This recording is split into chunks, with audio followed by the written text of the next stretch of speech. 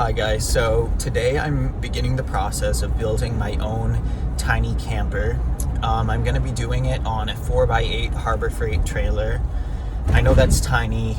I've been looking at this idea for a while because I'm really into watching tiny home videos and DIY camper conversions, and I've just doubted my ability to do it. But you hear all these videos where people say that you can do it with no skill, and I am one of those people. So I saw this trailer for sale for a really good deal, so I'm going to drive down to Rhode Island to buy it. I live a little north of Boston, and again, I have no carpentry skills, but my dad has a workshop with a ton of tools, and there are plenty of resources on the internet. So I'm making this video because I'm sure there are other people out there with similar ideas and ambitions who doubt themselves. So if this turns out well, then I'll post this video, and just to prove that you can do it if you have the desire to. So hopefully it goes well.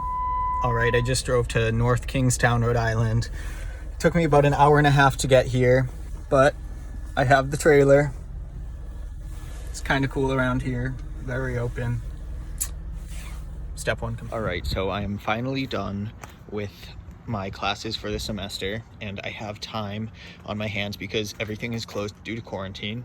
So I'm gonna start assembling the Harbor Freight trailer. The instructions right off the bat pretty much suck. So I've kind of laid out every piece by shape. That might help you if you're going with the Harbor Freight trailer as well for your build. But yeah, basically grouped every piece together. Hopefully that should help with the instructions. Have my Duncan. There's my Jeep that I'm going to be towing this with, so stay tuned for updates. So the trailer is all done. It took me about 5 hours because I am extremely inexperienced with this type of stuff. I had to go back and forth up the street to get all the tools to tighten the bolts. Just so you know, these are self-locking bolts. When you attach them to the nuts, they have a little plastic tab in them, so you're gonna need something really strong, like a socket wrench, to twist those on. There's definitely no way to do it with pliers or a regular wrench. And I had never done this before, so this may sound stupid, but I never put a wheel on an axle. So when you do this, make sure you have a socket wrench to detach these bolts, or a pressurized drill works even better, and you have to remove these hubcaps in order to slide the axle into the wheel. So next step is going to Home Depot to get some plywood for the floor and the frame of the floor. All right, so I have 1/2 inch pressure treated plywood that I got from the Home Depot.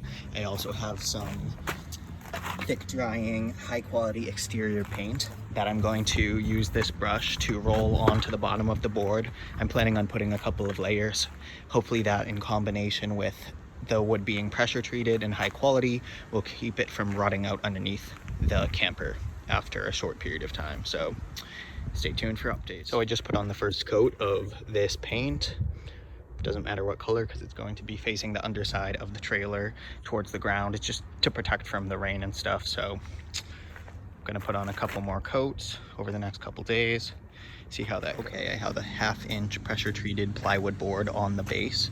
The underside is painted with 2 coats of exterior paint to keep the water out, and I'm mounting it onto the trailer with carriage bolts. Basically what I did to line up the holes with the plywood was I pushed it down, and then I took a Sharpie on the underside and I drew a circle on the wood, and then I flipped it over and I drilled through.